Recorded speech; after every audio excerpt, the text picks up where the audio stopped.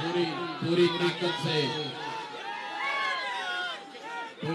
पूरी ताकत से एक बार बोलना है जय बिहार। पूरा हाथ उठाकर बोलिए जय बिहार। भोजपुरी में बोले कि हिंदी में? भोजपुरी में। इतना कीचड़ पाकी में या सब आदमी बैठल बा, कीचड़ पाकी में जा बैठल बानी जा एक खातिर धन्यवाद भी कर रहा बानी, माफी भी चाहतनी। इतना बारिश में भी जा जबरदस्ती सभा कल जा रहा बा। हमारे नाम है प्रशांत किशोर और हम कोनो नेता ना हैं। बिहार के एक साधारण परिवार के लड़के हैं। हमारे बाबा यहीं सासाराम में, यहीं आपके बगल के जिला में सासाराम में हमारे बाबा बैलगाड़ी चलावत रहा, मजदूर रहा। बाबूजी हमारे यहाँ सरकारी डॉक्टर थे। यहीं सरकारी विद्यालय से बोरा पर बैठ के हम लोग अपना पढ़ाई लिखाई किए। माता पिता का आशीर्वाद है, ऊपर वाले की कृपा है, कुछ जीवन में हासिल हो गया। अब बिहार को सुधारने का संकल्प लेकर चले हैं, लेकिन हम वोट नहीं मांगते। सब लोग आप यहाँ भाई कुर्सी पर बैठ जाओ यार, बैठिए कुर्सी पर, बैठिए बैठिए कुर्सी पर बैठिए। ए भाई कुर्सी के लड़ाई बा और आप लोग कुर्सी छोड़कर खड़ा हो जाते हैं। नेता सब एक बार कुर्सी पर बैठ जाता है तो उठता ही नहीं है, और जनता को कुर्सी मिला हुआ है तो कुर्सी पर खड़ा हो जा रहा है। तो हम भैया आप लोग जितना लोग यहाँ आए हैं सब आदमी सोच के आइल बा। एगो नेताजी अयन प्रसाद किशोर नाम है उनका, जन सुराज दल का नाम है, चुनाव चिन्ह है स्कूल का बस्ता। नेताजी को अयन की सब आदमी बस्ता छाप पर वोट दीजिए जा। सब लोग बस्ता छाप पर वोट दीजिए तब बिहार का दशा सुधरेगा। हम लोग जीत के आएंगे तो आपका काम करेंगे। तो हम भैया ये सब भाषण नहीं देते हैं। हम आपको बस्ता पर वोट देने के लिए नहीं कहेंगे, हम वोट मांगते ही नहीं। वोट काहे नहीं मांगते हैं? ए भाई वोट मांगे वाला तो हर एक 2 वर्ष पर हुआ, यहाँ कोई ना कोई आवते बा। जे आई लिए कहलस कि हमरा के वोट दे दो, हम आई ना तो तहार सब कामे हो जाए। ये सुन सुन के रउआ पिछला 40-50 वर्ष से वोट देले जाता नहीं। पहले हमने के 30-35 वर्ष तक कांग्रेस के वोट दे के जितैनी जा। फिर 15 बरस गरीब के बेटा लालू जी को राजा बनाया गया। अभी 20 वर्ष से नीतीश चाचा कुर्सी पर बैठल बड़न। दिल्ली में हम लोगों ने मोदी जी को भी जिता कर देख लिया। आपका और आपके बच्चों का जीवन नहीं सुधरा।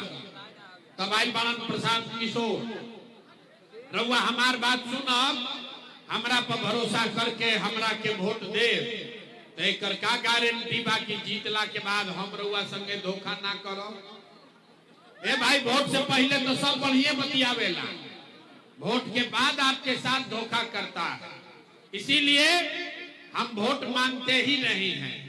लेकिन इतना देर से रउआ सब बैठल बानी जा कादो कीचड़ में, तभी 15 मिनट में आपको एक रास्ता बता देते हैं, गरीबी से निकले के रास्ता। अगर आप इसको सीख लीजिए तो फिर जकरा के मन हो के ओकरा के वोट दे दी। वोट जिसको मन हो उसको दीजिए, जो रास्ता अभी बताएंगे वैसे दीजिएगा। तो और कुछ हो या ना हो, आपके लिए, आपके बच्चों के लिए इसी बिहार में बढ़िया पढ़ाई रोजगार का व्यवस्था निश्चित तौर पर हो जाएगा।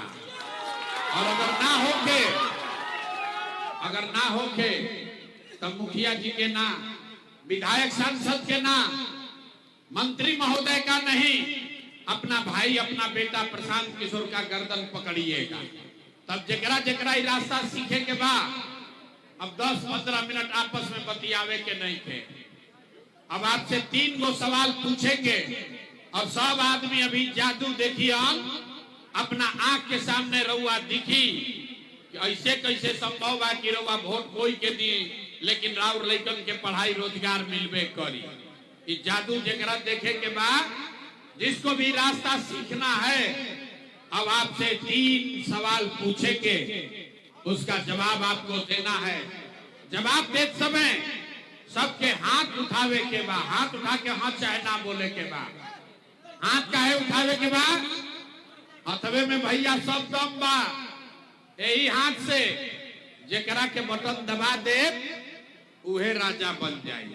तो हाथे में भैया दम बा, तो सब आदमी के देखिए अभी बारी अब शुरू होता पढ़ाई के, स्कूल के बस्ता पर वोट पड़ी बाद में, पहले रउआ पढ़ के ज्ञानी बनी। सब आदमी तनी सोच के बताई जा, और कुछ हो या न हो आपके गांव में, और कुछ हो या न हो, आप सभी के लिए, आपके बच्चों के लिए बढ़िया पढ़ाई रोजगार का व्यवस्था होना चाहिए कि नहीं होना चाहिए? हाथवा उठाओ यार, पीछे तक हाथ उठाओ, होना चाहिए कि नहीं होना चाहिए? होना चाहिए। आवाज नहीं आया, जोर से बोलिए, होना चाहिए कि नहीं होना चाहिए? अरे भाई, एजा के औरंगाबाद के नवीनगर बारून के आदमी कितना समझदार बाड़ो। जितना आदमी एजा आइल बा, रउआ पढ़ल लिखल बानी चाहे अनपढ़, आप अगड़े हैं या पिछड़े, हिंदू हैं या मुसलमान, महिला है या पुरुष, अमीर है या गरीब, युवा है या बुजुर्ग, सब आदमी कह रहा है कि ना भैया पढ़ाई या रोजगार तो हो कहीं के चाहिए। इतना बात तो सबके बुझाता कि भाई अगर रउआ खातिर और लइकन खातिर पढ़ाई रोजगार हो जाओ तो कोई मुखिया बनो, कोई विधायक बनो, लालू बनस, नीतीश बनो, मोदी बने, प्रशांत किशोर बने, अगर आपके बच्चे के लिए पढ़ाई रोजगार हो जाएगा तो आपका जीवन सुधर जाएगा। ये बात आपको सबको पहले से पता है।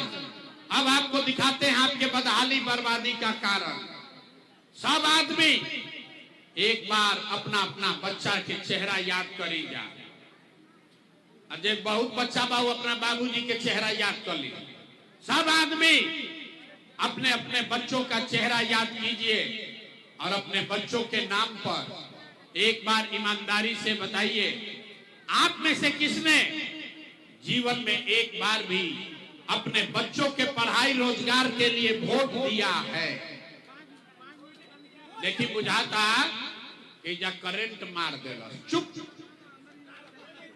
अभी कितना जोर से नारा लगावत नहीं, अभी माइक दे दी ही आधा आधा घंटा भाषण दिहन आदमी, कोई लालू के दोस्त दी, कोई नीतीश के गाली दी, कोई मुखिया के बोलता, कोई विधायक के। अरे भाई, आपने तो अपने बच्चों के पढ़ाई रोजगार के लिए आज तक वोटे नहीं दिया, तो दूसरे को दोष क्यों देते हो?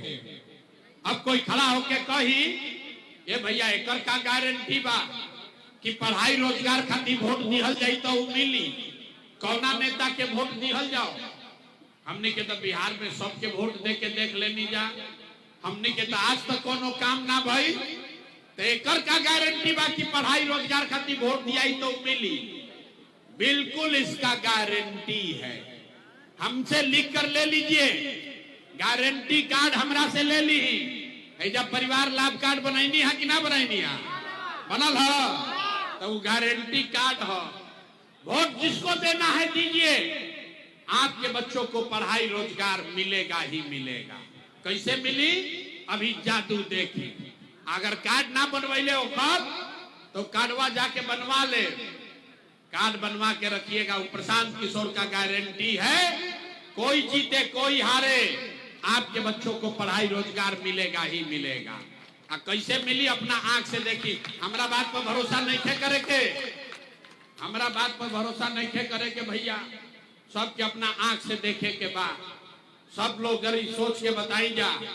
और कुछ होके चाहे ना, रउआ कहनी है कि भैया पढ़ाई रोजगार तो हो कहीं के चाहिए, तो तनी सोच के बताई। आज तक आपने जिसको भी वोट दिया, उन नेताओं ने आपका और आपके बच्चों का काम किया है कि नहीं किया है? नहीं किया तो हाथ हिलाइए। हथवा उठावे के बाद कहनी हाथ बिना हाथ उठेले ना हुई, हाथ उठा के बताई नेता लोगों ने आपका काम किया है कि नहीं किया है? जोर से बोलो भैया, किया है कि नहीं किया है? किया है कि नहीं किया है? नहीं किया है ना? अब पलटिया जमत भाई, सब लोग देख लिया। आपने कहा कि भैया आज तक जकरा के वोट देनी हमने के काम कोई ना कैलस, तब जादू देखी जा कि कैसे ये परिवार लाभ कार्ड से रहुआ पैसा मिली। सब आदमी सोच के बताई। आपने हमने वोट दिया 5 किलो अनाज के लिए। बहुत सारा लोग 5 किलो अनाज खातिर हमने के वोट देनी जा मोदी जी के, भाजपा के। तब बिहार में चाहे जितना चोरी भ्रष्टाचार बा, 1 किलो चोरी करके 4 किलो अनाज एजा के आदमी के मिलता कि नहीं खे मिला? अथवा उठा के बोले के बाद मिलता कि नहीं खे मिला? अरे 3 घंटा से बैठल वाला 5 मिनट में आंख खुली, आंख जोर से हाथ उठाकर बोलिए 4 किलो अनाज मिल रहा है कि नहीं मिल रहा है? आपने हमने वोट दिया हिंदू मुसलमान बनके। सब आदमी सारा हिंदू लोग कहल कि भैया हमनी के दशा कुछो होके, हमनी के पहले अयोध्या में राम जी के मंदिर बने के चाहिए। तो आपके गांव में, आपके जिले में, आपके घर के सामने नाली गली नहीं बना, स्कूल अस्पताल नहीं हुआ, औरंगाबाद में फैक्ट्री नहीं लगी, लेकिन अयोध्या में आपके वोट से राम जी का मंदिर बना है कि नहीं बना है? अरे भाई हथवा उठाओ। तो 2 बार हिलाने पर काहे बोलते हो? मंदिर बना है कि नहीं बना है? आपने हमने वोट दिया जाति के नाम पर। बिहार में सबसे बड़ा बात बा भैया हम जी चाहे मरी अपना जाते वाला के वोट दे। तो आपके जात के नेता ने आपके लिए, आपके बच्चों के लिए पढ़ाई रोजगार का बात नहीं किया, लेकिन जाति का बात और जाति का गिनती जनगणना कराया है कि नहीं कराया है? ए भाई हाथ उठाकर बोलिए ना तो घरे जाइए। जाति का जनगणना कराया है कि नहीं कराया है? तो काहे के लिए गला फड़वा रहे हो? एक बार में पूछते हैं, बोलिए। आपने हमने वोट दिया बिजली के नाम पर नीतीश कुमार को। तो नीतीश के बिहार में इसी भ्रष्टाचार वाले राज्य में बिजली का बिल 1000 आए चाहे 2000, घरे घरे बिजली आया है कि नहीं आया है? आपने हमने वोट दिया सिलेंडर के लालच में मोदी जी को। सिलेंडर के लालच में मोदी जी के वोट दिया। कहल सब आदमी कहल कि अब सिलेंडर पर खाना बनावल जाए। तो भैया सिलेंडर का दाम 1000 हो कि 1200, घरे घरे सिलेंडर बटा है कि नहीं बटा है? आपने हमने वोट दिया मोदी का भाषण सुन के कि मोदी जी ने गुजरात में बड़ा विकास किया है। तो भैया मोदी गुजरात में तो विकास करता, पूरा देश का पैसा ले जाके मोदी गुजरात के गांव गांव में फैक्ट्री लगा रहे हैं। और पूरे बिहार से, औरंगाबाद, सासाराम, गया से आपके हमारे बच्चे गुजरात में जाकर नौकरी मजदूरी कर रहे हैं कि नहीं कर रहे हैं? तो कौना बात पर वोट देनी जा कि नाम मिलन? अरे आपने अपने बच्चों के नाम पर कहा कि भैया जीवन में अपना लड़कन के पढ़ाई रोजगार खातिर वोट ना देनी। तो जौना चीज खातिर वोट देनी तो मिलता, जौना चीज खातिर वोट ना देनी वो नहीं के मिलत। बहुत बबूल तो आम कहां से खाई? रहुआ 5 किलो अनाज खातिर वोट देनी तो अनाज मिलता। मंदिर खातिर वोट देनी तो अयोध्या में मंदिर बन गई। आपने जात के लिए वोट दिया, घर घर जात का चर्चा गिनती हो गया। आपने सिलेंडर के लिए वोट दिया, घरे घर सिलेंडर बटा गई। आपने बिजली के लिए वोट दिया, घरे घर बिजली आ गई। आपने गुजरात के विकास के लिए वोट दिया, गुजरात के गांव गांव में फैक्ट्री लग गया। आपने अपने बच्चों के लिए, पढ़ाई के लिए, रोजगार के लिए वोट नहीं दिया, इसीलिए पूरा बिहार का लड़का सब अनपढ़ मजदूर बन गया। यही बात बताने आए। हम वोट ना मांगी, ये जादू दिखावता नहीं। अरे भाई अगर रउआ आपन और आपन लड़कन के चिंता ना करो तो कोई नेता, कोई दल राउर चिंता ना करी। काहे करी भाई? जब रउआ अपन लड़का के चिंते नहीं थे तो लालू, नीतीश, मोदी, प्रशांत किशोर राउर लड़का के चिंता काहे करियो? तब अभी रउआ के दिखाई कि रउआ अपन लड़कन के चिंता बा कि ना। तनी सब आदमी सोच के बताई जा कि आपको अपने बच्चों की चिंता है कि नहीं है? हथवा उठावे के बाद अपना लड़कन खातिर हाथों नहीं क्यों उठा? हाथ उठाकर बोलिए है कि नहीं है? है। सारा का सारा आदमी झूठ बोल रहा है। आप कह रहे हैं कि आपको आपके बच्चों की चिंता है। हम अभी आपके यहाँ आए हैं, रास्ता में अगर 100 गो बच्चा मिला, आपके गांव जवार का 100 गो बच्चा मिला, आधा से ज्यादा आपके बच्चों के शरीर पर शुद्ध कपड़ा नहीं है। अभी बरसात बा, गांव में चली, कोई ऐसा छोटा बच्चा नहीं मिलेगा जिसके पैर में हवाई चप्पल भी हो। लोग से पूछा था नहीं कि भाई, अरे अपना बच्चा के कम से कम एगो चप्पल काहे निकल खरीद। लोग कहता है भैया इतना गरीबी बा, कहां से लड़कन के कपड़ा पहनाई, कैसे चप्पल खरीदी, कैसे पढ़ाई, कैसे आगे बढ़ाई। तो मेरे भाई, जिन नेताओं ने आपको और आपके बच्चों को आज ये दुर्दशा कर दिया कि आपके बच्चों के शरीर पर कपड़ा नहीं, पैर में चप्पल नहीं, खाने के लिए बढ़िया भरपेट भोजन नहीं, बच्चा आपका बीमार पड़ता है तो दवा डॉक्टर अस्पताल नहीं, वही नेता अभी 3 महीना के बाद यहाँ नेजा वोट मांगे तो जितना आदमी हथवा उठैले रहे, हर आदमी जाति के नाम पर हिंदू मुसलमान बन के 500 रुपया के लालच में मुर्गा भात खा के, लालू के डर से मोदी या मोदी के डर से लालू के नारा लगा के अपने ही हाथ से उसी नेता को फिर से राजा बनाइएगा। और यहाँ कहता है कि बच्चा के लिए बड़ा चिंता है। अरे भाई, अगर रउआ बच्चन खातिर चिंता रही तो जिन नेताओं ने आपके बच्चों का ये दुर्दशा किया है उसको आप वोट देते। बिहार में आदमी को सुधरना नहीं है। 5 बरिस आदमी ऐसा नरक के जिंदगी जियता, 5 बरस नरक का जिंदगी जीता है। जहां जाइए लोग कहेंगे ए भैया इजा तो पढ़ाइए नहीं थे, ए भैया इजा रोजगार नहीं थे, ए भैया इजा हमने के बड़ा भ्रष्टाचार बा, नाली गली नहीं थे। और जैसे ही पढ़ाई वोट के टाइम आई तो सब बात भुला जाए। वोट के दिन सब आदमी के बात बुझाता, हमरा जात के कौन नेता खड़ा बा। उन नेता चोर होखस, बदमाश होके, डकैत होके अपना जात के होई तो ओकरे के जाके रउआ बटन दबाई और फिर कहता नहीं कि सुधारे नहीं के हो।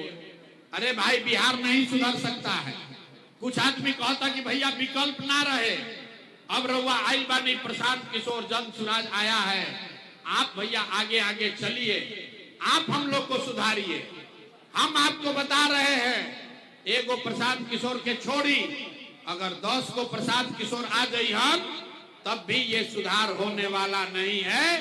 जब तक आप नहीं सुधरिएगा तब तक कोई बिहार को नहीं सुधार सकता है।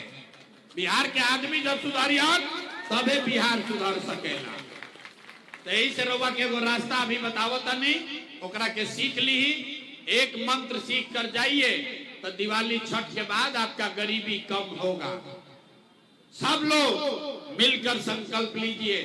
इस बार जब वोट देने जाइए तो एक बात समझ कर जाइए, जिन नेताओं ने बिहार को लूटा है, जिन नेताओं ने आपके बच्चों के पेट पर लात मारा, आपके बच्चों को अनपढ़ मजदूर बनाया, आपके बच्चों को बाहर पलायन करने पर मजदूर किया, उस नेता को चाहे वो आपके जाति का हो या धर्म का, दल का हो या गांव का, उसको वोट नहीं देना है।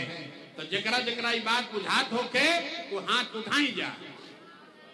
सब लोग हाथ उठाइए और बताइए, जिन नेताओं ने बिहार को लूटा है उसको वोट देना है कि नहीं देना है? जोर से बोलो भैया, देना है कि नहीं देना है? और आपके जाति का होगा तो दीजिएगा कि नहीं दीजिएगा? हिंदू मुसलमान करियन तो देव कि ना दे? 2000 रुपया देगा तो दीजिएगा कि नहीं दीजिएगा? नहीं दीजिएगा? अरे इतना पूर्वक पूछते हो। 2000 रुपया देगा तो पैसा लेना है, काहे लेवे के बाद रुआ बताई। 5 बरिस से राशन कार्ड बनाने में यहाँ आपसे घूस लिया है कि नहीं लिया है? सब लोग बताओ भाई, राशन कार्ड बनाने में घूस लगा है कि नहीं लगा है? जाति प्रमाण पत्र बनाने में पैसा लागता कि नहीं लागा? जमीन के दाखिल खारिज में सीओ बीडीओ लूट रहा है कि नहीं लूट रहा है? थाना में पुलिस वाला पैसा लेता है कि नहीं लेता है? बिजली का बिल ज्यादा आ रहा है कि नहीं आ रहा है? अरे भाई, तो 5 बरिस हमनिए के पैसा लूटले वाला सन, वही में से ला के 1000 2000 दिया सब, तब पैसा अपने हल ले लेवे के बाद लेकिन पैसा लेने के बाद एक संकल्प, एक मंत्र याद रखना है, अगली बार वोट। एक बार जीवन में संकल्प लीजिए, अगली बार वोट। जीवन में एक बार वोट, किसी नेता के लिए नहीं, किसी दल के लिए नहीं, अपने जात के लिए नहीं, हिंदू मुसलमान के लिए नहीं, 5 किलो अनाज के लिए नहीं, नाली गली के लिए नहीं, लालू नीतीश मोदी प्रशांत किशोर के लिए नहीं। जीवन में एक बार वोट सभी को, जीवन में एक बार वोट अपने अपने बच्चों के लिए देना है, अपने बच्चों के पढ़ाई और रोजगार के लिए देना है। तो खाली ताली बजावे से ना होई। अब हाथ उठाइए और हाथ उठाकर संकल्प लीजिए, बताइए अगली बार वोट अपने बच्चों के लिए देना है कि नहीं देना है? देना है कि नहीं देना है? देना है। झूठ नहीं ना बोला, तो जांच ली, जांच लें। सब आदमी तो नहीं बताई तो 3 महीना के बाद नीतीश कुमार के रखे के बाद कि हटावे के बाद? सब लोग बोलो भैया नीतीश कुमार रहियन की जइयन, रहियन की जइयन। सोच के बोलो भैया नीतीश कुमार रहियन की जइयन। नीतीश कुमार रहेंगे कि जाएंगे? जाएंगे। अब मोदी आई हम कहियन की नीतीश के वोट दे दो, तो दियाई ना दियाई? इतना बुर्बक पूछते हो आप। यहाँ आए तो कह दिए मोदी के नाम पर ना दे, और फिर काले मोदी जी आई हम तो सब मोदी मोदी करके उजा जाए। ऐसे अभी तय कर लिया जाओ मिल के कि मोदी के कहला पर वोट देवे के बाद कि नहीं के देवे के, नहीं के देवे के। अभी फिर से ना फिर से समझ लिया जाओ काहे नहीं के देवे के। बिना समझे नहीं बोलना है। आपको अभी एक फॉर्मूला देते हैं, आप बताइए वोट बिहार का, वोट बिहार के तो फैक्ट्री कहाँ लागे के चाहिए, बिहार में कि गुजरात में? सबके बोले के बाद भैया बिहार में कि गुजरात में? फिर से सोच लीजिए, वोट बिहार का तो फैक्ट्री कहाँ लगना चाहिए, बिहार में कि गुजरात में? बिहार में कि गुजरात में? बुझाता? अच्छा, तो जे मोदी के वोट देले बा, अब अपना अपना लइकन के नाम पर तनी बोली कि पिछला 15 वर्ष में मोदी फैक्ट्री कहाँ लगैलन, बिहार में कि गुजरात में? ए भाई जोर से बोला। देखा जब मोदी के वोट देले बा कैसे मुंह में जाब लगैले बा। अरे भाई सोच के बोला, मोदी फैक्ट्री कहाँ लगैलन, बिहार में कि गुजरात में? बिहार में कि गुजरात में? तो हमने के मंजूर बा कि वोट लेबा बिहार में, फैक्ट्री लगेबा गुजरात में, मंजूर है? मंजूर है? तो नहीं मंजूर है तो मोदी कहने पर हम लोग वोट देंगे? कोई देगा भाई? हाथ उठाकर बोलिए दीजिएगा कि नहीं? मोदी कहने वोट दीजिएगा? और अगर दीजिएगा तो बिहार के लड़का गुजरात में मजदूर बनियन, ओकर पाप रउए सर लागी। तो मोदी के कहला पर वोट ना दे तो नीतीश कुमार तो गई रहियन की जाइए, रहियन की जाइए। हाथ हिला के तनी टाटा बोली दूंगा कि रहियन की जाइए, गईलन। जोर से बोली नीतीश मोदी गईलन, रहियन की गईलन, गईलन, गईलन, गईलन। बच गई लालू के ललटेन। ए भाई कोई के लालू के ललटेन चाहिए? अब देखो मोदी के बाद ललटेन वाला के बारी बा। अब डेराई बाड़न जाके कहीं पूछाई मत हो जाओ। ए भाई लालू का ललटेन चाहिए? ललटेन का जंगल राज चाहिए, अपहरण रंगारी चाहिए। जे लालू के वोट दिले चुप डरे लग, सोचा था कहीं पकड़ा मत जाए। अरे भाई लालू के वोट दिले वाला बोलो, लालू के ललटेन वाला जंगल राज चाहिए। ए भाई लालू का ललटेन चाहिए? हाथ उठाकर बोलिए लालू का ललटेन चाहिए। किसी को चाहिए भाई? नहीं ना चाहिए तो फिर ललटेन के वोट दे, ललटेन को वोट दीजिएगा। तो लालू नीतीश मोदी तीनों चल गईलन तो के बचल? के बचल? के बचल? जन सुराग। अभी लालू प्रशांत किशोर, लालू से ठगैला, मोदी से ठगैला, नीतीश से ठगैला, प्रशांतो किशोर से ठगैबा।